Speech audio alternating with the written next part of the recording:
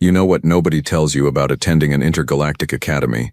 That teenagers, regardless of their planetary origin, can be absolute monsters. My name is Valara Quinks and I am a Threxian. That means I have 4 arms, bioluminescent skin that shifts between purple and blue depending on my mood, and legs that stopped working when I was 6 cycles old after a transport accident on my home world. Also, I am apparently the perfect target for a group of Cravathi bullies who think disability is hilarious. The Cravathi are these hulking, gray-skinned brutes with too many teeth and not enough brain cells.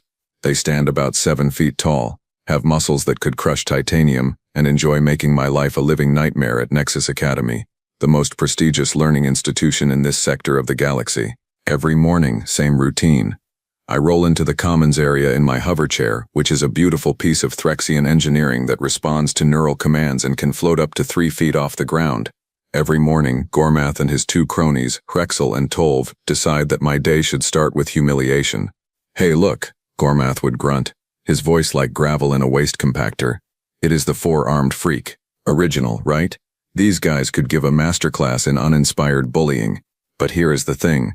They do not just mock me. They steal my chair. Every single day. They grab it, override the neural link, which should be impossible, but they somehow figured out, and they hide it somewhere in the academy. Sometimes in the maintenance shafts, sometimes in the zero-gravity gymnasium. Once they stuffed it into a food synthesizer, which resulted in my chair smelling like synthetic protein paste for a week. Without my chair, I am stuck. Threxian legs do not work like other species. When the neural pathways are damaged, they just stop. No amount of physical therapy or medical intervention has fixed mine, so when they take my chair, I am essentially stranded wherever they leave me. The academy staff, oh, they are aware. They give speeches about tolerance and unity and respecting differences, but catching Cravathi students in the act is apparently harder than explaining quantum mechanics to a rock. The Cravathi are careful. They wait until no cameras are watching, they make sure no teachers are around, and they always make sure I am late to class, which means demerits, which means my scholarship gets threatened, which means I might get sent back to Threxos, where opportunities for disabled individuals are basically non-existent. So yeah, my life at Nexus Academy was a special kind of torture, until Marcus Webb showed up. Humans were a recent addition to the Galactic Council, barely 50 years since first contact. They were these strange squishy bipeds from a planet they called Earth, located in some backwater arm of the galaxy that nobody had paid attention to until they invented faster-than-light travel using some bizarre method involving folding space like laundry. Most species found humans fascinating. They were weak compared to Cravathi, not particularly intelligent compared to Zeridians, and they had this bizarre tendency to pack bond with literally anything.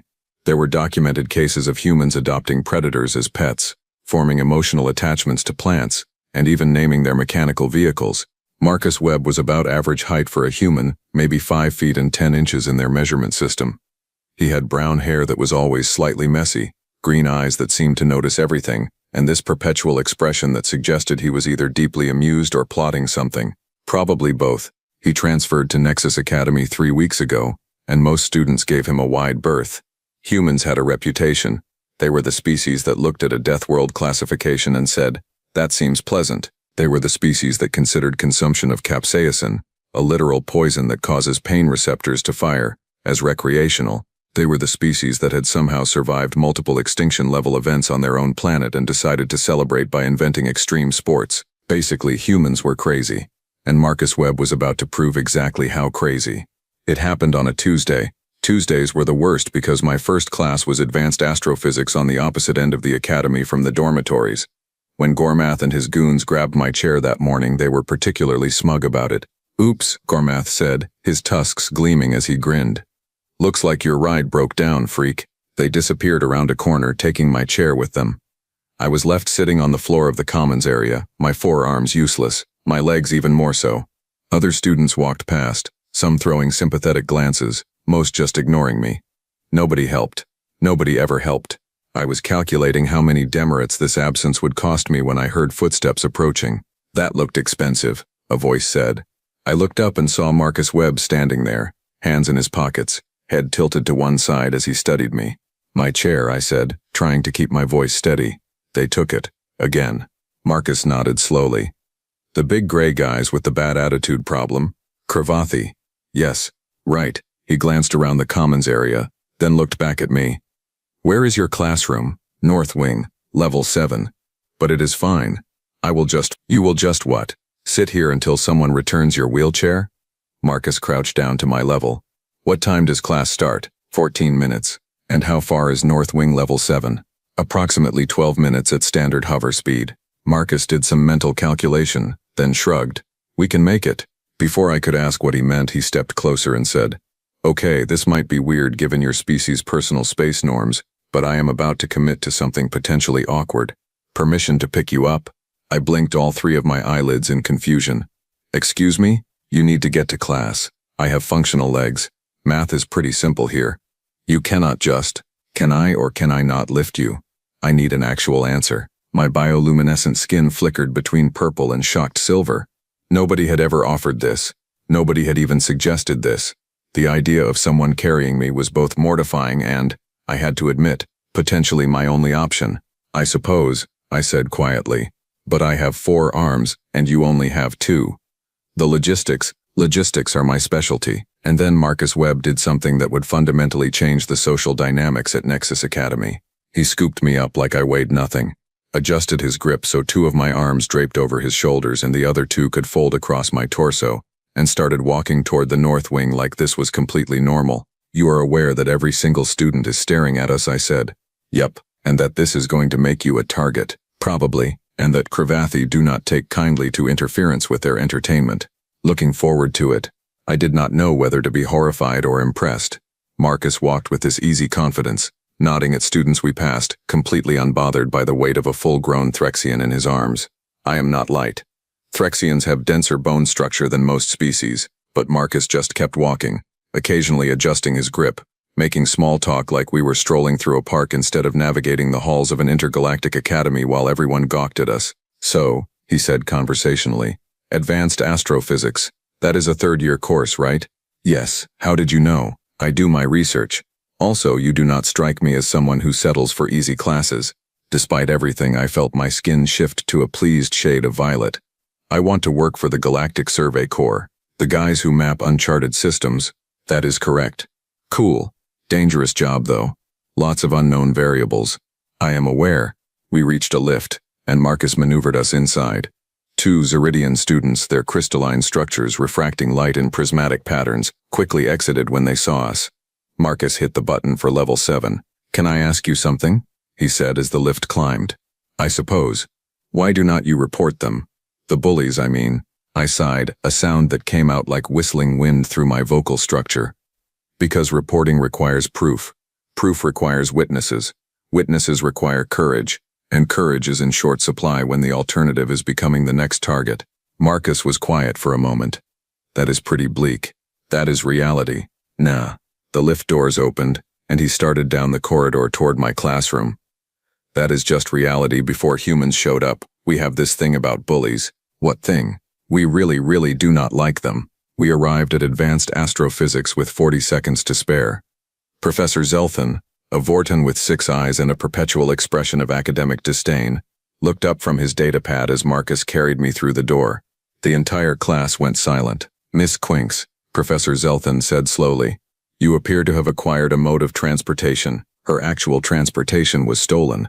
Marcus said cheerfully, "I am just helping out." He carried me to my usual seat, which was specially modified with space for my chair to dock. Since I did not have my chair, he carefully set me down in the seat itself, making sure my legs were positioned comfortably. My arms had room to work. "Will you be remaining for class, Mr. Webb?" Professor Zelthan asked, dryly. "Nope, I have xenobiology. Just doing a good deed." Marcus looked down at me. "You good?" I nodded, still too shocked to form words. "Cool. See you after class." And then he walked out, leaving a classroom full of stunned aliens, and one very confused Threxian trying to process what just happened. Professor Zelthan cleared his throat. "Well, shall we discuss gravitational lensing effects near neutron stars?" Class proceeded normally, but I could not focus. My mind kept replaying the last 20 minutes.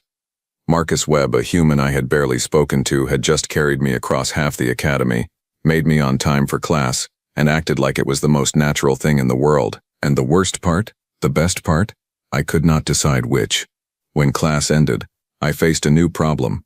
I was stuck, Without my chair, I could not leave. I started calculating how long I could reasonably stay in the classroom before Professor Zelthan kicked me out when I heard familiar footsteps. Marcus walked in, slightly out of breath. "Sorry I am late. Xenobiology ran long." Professor Clevin gets really excited about parasitic organisms. He crouched down. "Ready for round 2? "You cannot keep doing this," I said. "Why not?" "Because you will make enemies. Because the Cravathi will target you. Because carrying someone who needs help is apparently controversial at this academy?" Marcus shook his head. "Where is your next class?" "Marcus, where is your next class, Valara?" The use of my personal name instead of my family name made something in my chest tighten. "East Wing, level 3. "But, great. Let me grab my stuff from my locker and we will head there." "Why are you doing this?" Marcus straightened up, and for just a moment his easy smile faded into something harder. "Back on Earth I had a younger sister, Mira. She had muscular dystrophy, which is a degenerative condition that weakens muscles over time. She used a wheelchair, and every day at her school there were jerks who thought her disability was funny, who thought she was less than them because she could not walk, who made her life hell just because they could." He paused, jaw tight. "I was away at university when she died. Complications from the disease. I never got to stand up for her as much as I wanted to. Never got to make those bullies understand that she was worth 100 of them." His green eyes locked onto mine. "So yeah, I am going to keep doing this, because nobody should have to deal with that garbage alone, and if those gray-skinned idiots have a problem with it, well." His smile returned, sharp and dangerous. "I have always wanted to test human durability against Cravathi aggression." I stared at him, my skin shifting through a dozen colors before settling on deep, genuine purple. "You are completely insane. That is what they tell me." He held out his arms. "Now come on. We have, 8 minutes to get to East Wing." I let him pick me up again, and as we headed out of the classroom I realized something. For the first time since arriving at Nexus Academy I did not feel alone, and if Marcus Webb wanted to declare war on my bullies, well, I was starting to think that might be entertaining to watch. The human, as it turned out, was full of surprises, and Gormath was about to learn that stealing wheelchairs from someone with a human friend was a catastrophically bad idea. The thing about declarations of war is that they require follow-through, and Marcus Webb, I was learning, had follow-through in abundance. For the next 3 days he carried me to every single class, morning, afternoon, between periods, even to the dining hall during lunch. He showed up exactly when I needed him, lifted me like I weighed nothing, and chatted about everything from Earth cuisine to the problematic physics in popular Holovid shows. The academy buzzed with gossip. Humans were already considered weird, but this was next-level strange. Species with strong pack-bonding instincts like the canary understood it. The more solitary species like the Vortin found it baffling. The Cravathi found it insulting. Gormath in particular seemed personally offended by Marcus's existence. I first noticed the escalation on day 4. Marcus was carrying me to quantum mechanics when Gormath and his cronies blocked the corridor. All 3 of them, arms crossed, tusks gleaming, looking like they had spent the morning practicing their intimidating stares. "Human," Gormath growled. "Put the freak down." Marcus stopped walking but did not put me down. "Sorry, what was that?" "I do not speak Neanderthal." My skin flashed white with alarm. "Marcus, maybe we should just go around." "Nah." He looked up at Gormath with this pleasant, friendly expression that somehow made him look more dangerous, not less. "See, I have been doing some reading about Cravathi culture. Fascinating stuff. Apparently you guys have this whole honor code thing. Strength, courage, direct confrontation. Very noble." Gormath's expression shifted slightly. "What is your point, human?" "My point is that stealing mobility devices from disabled students and hiding them where said students cannot retrieve them seems like, and I am just spitballing here, the exact opposite of honorable behavior. In fact, on my planet we would call that cowardly." The corridor went dead silent. You could have heard a molecule vibrate. Rexel, the slightly smaller of Gormath's cronies, stepped forward. "You dare call us cowards? I dare call you whatever fits the evidence." Marcus shifted his grip on me slightly, adjusting my weight. I mean 3 fully grown Cravathi warriors targeting 1 disabled Threxian who literally cannot fight back. On Earth we have a word for that. Actually, we have several words for that, but most of them would get me demerits for language violations. Gormath's skin was darkening, which in Cravathi physiology indicated rising aggression. "You think you can protect her, human? You are weak, fragile. 1 strike and you would break." "Maybe." Marcus shrugged. "But here is the thing about humans. We are persistence hunters. We do not give up, ever. You can hit me, break bones, whatever. I will heal and come back, and I will keep coming back, because that is what we do. Marcus, I whispered. Please do not antagonize them. Too late, he whispered back, then louder to Gormath. So here is my proposal. You and your buddies leave Valara alone. Stop stealing her chair. Stop with the harassment. And in exchange, I will not make it my personal mission to ensure every species in this academy knows that the mighty Kravathi get their jollies tormenting people who cannot defend themselves.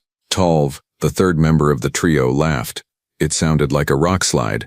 You think anyone would care what a human says? Actually, yeah. Because humans are weirdly good at convincing other species of stuff. It is kind of our thing. We talked the Zeridian Collective into trying something called pizza last month. Now they cannot get enough of it. Imagine what I could do with a good old-fashioned shame campaign. The standoff lasted another 10 seconds before Gormath stepped aside, but his eyes promised violence. This is not over, human. Looking forward to it. Marcus walked past them and I swear I felt his heartbeat accelerate just slightly. He was scared. He was absolutely terrified. But he walked past those three hulking aliens like he owned the corridor. Once we were around the corner and out of earshot, I said, that was the stupidest thing I have ever witnessed. Probably. They are going to retaliate. Definitely. They could seriously hurt you. Possibly. He looked down at me, still walking. But they will think twice before messing with you again, and that is worth a few bruises. My skin cycled through confused silver, worried blue, and something that might have been affection before settling on exasperated purple. You are going to get yourself killed. Not today. He was right about the retaliation, though. It came faster than I expected. The next morning, I woke to find my chair returned, just sitting there outside my dorm room, perfectly functional, completely undamaged. For a moment I felt hope. Maybe Gormath had backed down. Maybe the confrontation had actually worked. Then I saw Marcus in the dining hall. He was walking, but something was off. His movements were careful, measured. When he sat down across from me with his breakfast tray, I noticed the slight wince. What did they do? I asked immediately. Good morning to you too, Marcus. He sighed and lifted his shirt slightly, revealing bruises that covered his ribs in spectacular shades of purple and black. They caught me in the maintenance shaft near the engineering lab. Just the three of them and little old me had a very educational conversation about human durability. I felt my skin flash red with anger, something that rarely happened. You need to report this to Academy security. No witnesses. You are a witness. My word against three Kravathi from influential families. Marcus took a bite of something that looked like eggs but probably was not. Besides, I got in a few good hits. Turns out human knuckles against Kravathi nerve clusters is pretty effective. This is not funny. It is a little funny. Marcus. He reached across the table and patted one of my hands with his. The gesture was casual, friendly, completely inappropriate by Threxian standards, and somehow perfect. Valara, I am fine. This is barely a scuffle by human standards. You should see what rugby players look like after a match. I do not know what rugby is. Violent sport involving an egg-shaped ball and questionable life choices. Very fun. Despite my worry, I felt myself almost smile. You are deflecting. I am absolutely deflecting.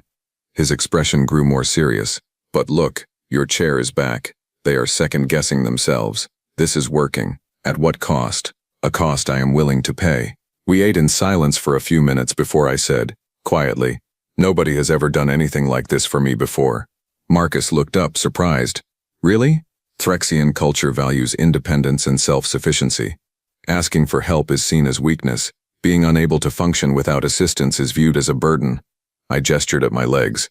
When this happened, my family was supportive, but even they struggled with the cultural conditioning. Here at the academy, I am just another student struggling with just another problem. Nobody wants to get involved. That is depressing. That is reality. No. Marcus shook his head firmly. That is just how things have been. Humans have this saying, be the change you want to see in the world, or in this case, the galaxy. You cannot change galactic culture with optimism and stubborn determination. Watch me. And the terrifying thing was, I believed he might actually try. The breakthrough came during our comparative civilizations class 2 days later. Professor Aldrin, a human herself and one of the few human instructors at the academy, was discussing the concept of interdependence versus independence in societal development. Many species view independence as the ultimate goal, she was saying, her gray hair pulled back in what humans called a bun. But humans evolved differently. We survived not because we were the strongest or fastest, but because we worked together. We carried our injured. We cared for our sick. We protected our vulnerable. This interdependence became our greatest strength. A Zeridian student raised one crystalline appendage. But does that not create weakness? If a society must constantly support those who cannot contribute equally, does that not drain resources? Professor Aldrin smiled. That assumes contribution is only measured in physical capability. Humans learned that diversity of ability creates diversity of perspective. Some of our greatest scientists, artists, and thinkers were people who society might have written off as weak or burdensome. Stephen Hawking, for instance, had a degenerative disease that left him almost completely paralyzed.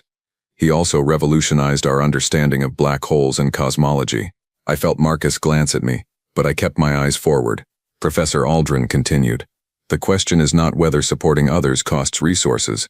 The question is what society loses when it fails to support everyone in reaching their potential. After class, as students filed out, Marcus and I waited. My chair was functional again, so I did not need carrying, but he walked beside me anyway. She is right, you know, he said quietly. About what? About potential. You are one of the smartest people in our year. You are taking advanced courses that most students would not touch. You are planning to join the Survey Corps, which is objectively dangerous.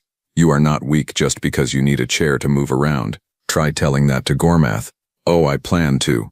Something in his tone made me stop my chair and look at him. What did you do? Me? Nothing. Yet. His grin was absolutely wicked. But I may have spent the last few days talking to other students, comparing notes.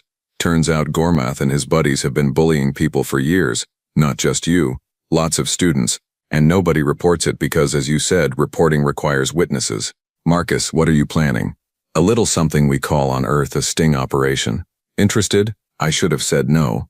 I should have told him to drop it, to leave well enough alone, to avoid escalating things further. But as I looked at his eager expression, at this human who had literally taken hits for me, who carried me when I could not move, who seemed to genuinely believe that things could change, I found myself saying, tell me more. The plan was insane. Completely, utterly insane. But it was also brilliant. Marcus had spent days talking to students, building a network of people who had been targeted by Gormath. A Canary student whose project had been destroyed. A Vorton who had been shoved into a wall and injured. A Zeridian whose cultural artifacts had been mocked and damaged. Over a dozen students, all with stories, none with proof. So here is what we do, Marcus explained during a clandestine meeting in an empty study room. We give them an opportunity to bully someone while we record everything. And who is the bait? Asked Tresh, the Canary student. Marcus raised his hand. That would be me. No, I said immediately. Valara, absolutely not. They already hurt you once. If you antagonize them again, then we get it on camera. Academy cameras are everywhere, but they have blind spots. The maintenance corridor, for instance. Gormath and his friends love that spot. It is quiet, isolated, away from authority. But Marcus pulled out a small device. It is not away from this. What is that? Tresh asked. Human technology. A portable recording device. Small, easily hidden, completely undetectable to standard Academy sensors. I stick this in my pocket, go for a walk in the maintenance corridor, maybe accidentally bump into Gormath, say something that annoys him, and voila, we get evidence. And if they hurt you badly, I demanded, then we have even better evidence. That is not funny. It is a little funny. The Zeridian, whose name was Prythe, spoke up in their chiming voice. Even with evidence, Academy administration is reluctant to discipline students from influential families. The Cravathi have significant political power, which is why we do not just take it to the Academy. Marcus looked around the room. We take it to the Galactic Council's Education Ethics Board. They oversee all treaty species academies. They cannot ignore documented abuse, especially when it violates multiple interspecies conduct agreements. Silence filled the room as everyone processed this. You really think this will work? Tresh asked. Honestly? No idea. But doing nothing definitely does not work. Marcus looked at each of us. I am doing this whether you help or not, but it would be nice to have backup. Tresh's tail wagged slightly. Humans are crazy. I am in. Prythe chimed agreement. As am I. One by one, students agreed. And despite every instinct telling me this was dangerous and reckless and possibly catastrophic, I found myself nodding too. Then let us go catch some bullies, Marcus said. The operation happened 3 days later. Marcus, wearing casual clothing with the recording device hidden in his jacket, walked casually through the maintenance corridor during evening hours when student traffic was minimal. Tresh was stationed at one end of the corridor, ready to call for help if things got too violent. Prythe was monitoring academy security channels to ensure no staff interrupted, and I was in a nearby alcove watching through a small gap, my 4 hands clenched tight with worry. Marcus did not have to wait long. Gormath appeared like clockwork, Hrexel and Toll flanking him. Well, Gormath rumbled. The human, all alone. Where is your crippled friend? Studying, Marcus said casually. You know that thing students are supposed to do at an academy. Still running your mouth, I see. It is one of my best features. Gormath stepped closer. I thought we taught you a lesson. Oh, that. Marcus touched his side where the bruises had been. That was educational. Really helped me understand Cravathi culture. Specifically the part about overcompensating for insecurity through violence. Hrexel snarled. You dare. I dare quite a bit, actually. It is a human trait. We are annoyingly persistent like that. Gormath's hand shot out, grabbing Marcus by the collar and slamming him against the wall. You think you are clever? You think you can protect her? I know I can. Marcus did not struggle, just met Gormath's eyes. And I know you are scared. Scared? Of what? Of being exposed. Of everyone seeing you for what you really are. Cowards who target people weaker than you because you cannot handle actual challenges. Marcus smiled. That is why you keep coming after Valara. That is why you keep coming after me. Because deep down you know that if you faced someone your own size, you would lose. Gormath roared and threw Marcus to the ground. What followed was brutal. Punches, kicks. Marcus trying to defend himself but clearly outmatched. I almost ran out, almost broke cover, but Tresh held me back through our communication device. Wait, the canary whispered. He is getting everything on camera. And he was. Every hit, every threat, every word. Marcus was sacrificing his body to get evidence, and I hated it. Finally, when Gormath drew back for another strike, Marcus gasped out. Is that all you got? Because my little sister hit harder than you, and she was in a wheelchair. Something in Gormath snapped. He lifted Marcus up and was about to slam him down again when Tresh's voice came through loud and clear. Academy security en route. 30 seconds. Gormath dropped Marcus and ran, his cronies following. I rushed out of the alcove, my chair flying over to where Marcus lay crumpled on the ground. You absolute idiot, I said, helping him sit up. You glorious, stupid, wonderful idiot. Marcus coughed, then grinned through bloody teeth. Got it all? Every second. Good. He reached into his jacket, pulled out the recording device, completely intact. Then let us end this. The footage went viral within the Academy first, then spread to the broader galactic network within hours. Crystal clear evidence of Cravathi students attacking a human, complete with audio of threats and slurs and explicit admissions of previous bullying. The Education Ethics Board responded within 2 days. An investigation was launched. Gormath, Hrexel, and Tolv were suspended pending hearings. Other students came forward with their own stories, emboldened by Marcus's recording, and slowly, things began to change. Not everywhere, not perfectly, but students started helping each other more. A Vortan student started a peer support group. The Academy implemented better monitoring. Professor Aldrin began teaching a course on interspecies cooperation and mutual aid. And me, I still used my hover chair to get to classes. But now when someone needed help carrying equipment or reaching high shelves, my 4 arms were suddenly very useful. When students struggled with quantum calculations, my brain was an asset. When someone needed a friend, I was there. Turns out Professor Aldrin was right. Contribution comes in many forms. Marcus healed, though he claimed the scars gave him character. He continued being weird and human and stubbornly optimistic. He also continued walking beside my chair between classes, talking about everything and nothing. You know, I said one day, as we headed to advanced astrophysics, you never told me why you really transferred to Nexus Academy, wanted a change of scenery. Marcus, he sighed. Fine. After Mira died, Earth felt too small, too full of memories. I wanted to go somewhere where I could make a difference, where being human and weird and stubborn could actually matter. And did you? Did I what? Make a difference? Marcus looked at me, really looked at me, and smiled. Yeah. I think maybe I did. My skin shifted to the deepest, warmest purple, and for once I did not try to hide it. We walked in comfortable silence until Marcus said, So Survey Corps applications open next month. They do. Going to apply? Absolutely. Cool. Think they need anyone to carry equipment on survey missions? I stopped my chair and stared at him. You cannot be serious. Why not? Someone has to make sure you do not get eaten by space monsters or lost in asteroid fields. That is not how survey missions work. Then I will learn. I am very adaptable. I studied his face looking for the joke but found only sincerity. This human, this impossible, wonderful human, genuinely wanted to follow me into one of the most dangerous careers in the galaxy. You are aware the training is brutal, I said. I carried you across an entire academy for days. I think I can handle it. The mortality rate is significant. I am human. We laugh at mortality rates. The pay is terrible.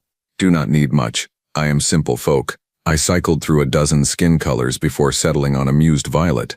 Fine, but if you wash out of training, I am not carrying you anywhere. Marcus grinned. Deal. We reached our classroom, and as I docked my chair at my usual spot, I realized something. That transport accident when I was 6 cycles old, the one that damaged my legs and changed my life. I had always viewed it as a tragedy, an ending, but maybe it was also a beginning. Maybe without it, I would not be here at Nexus Academy. I would not have met this bizarre human who thought carrying people was a revolutionary act. I would not have learned that weakness and strength are not opposites but exist on a spectrum, and that asking for help is not failure but connection. Maybe my chair is not a limitation. Maybe it is just a different way of moving through the universe. And maybe, just maybe, the universe is better when we move through it together. Professor Zelthon began his lecture on gravitational lensing, and I pulled up my datapad ready to take notes. Beside me, Marcus was already sketching something that looked suspiciously like a cartoon of the professor with all 6 eyes rolling. Humans. They are absolutely insane, and I would not have it any other way.